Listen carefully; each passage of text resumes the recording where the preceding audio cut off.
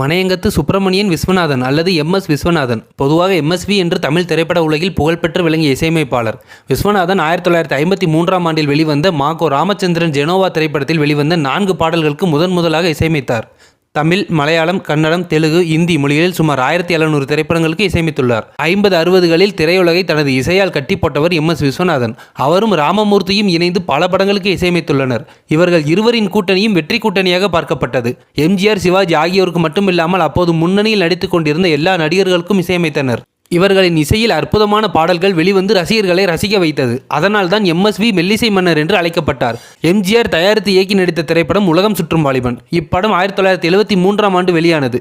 இந்த படத்திற்கும் எம்.எஸ். விஸ்வநாதனை இசையமைத்தார். இந்த படத்தில் மொத்தம் 10 பாடல்கள் இடம்பெற்றிருந்தது.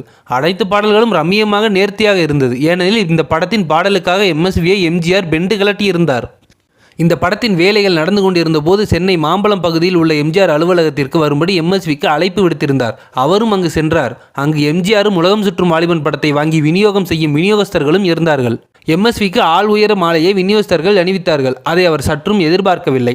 அதன்பின் எம்.ஜி.ஆர். அவரிடம், விசு சார், தனது திறமையில் இன்னும் ஸ்டாக் வைத்திருக்கிறீர்களா, இல்லை தனது திறமை முழுவதும் இந்த படத்திற்கே செலவிட்டீர்களா என்று கேட்க, பாட்டுகள் அவ்வளவு நன்றாக வந்திருக்கிறதாம் என சொல்லிவிட்டு பை நிறைய பணத்தை அவரிடம் கொடுத்திருக்கிறார்.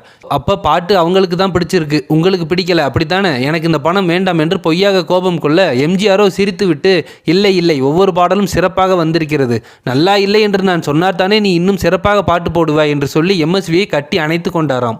இந்த சம்பவத்தை எம்.எஸ்.வியே ஊடகம் ஒன்றில் பேட்டி கொடுக்கும்போது கூறியிருந்தார்.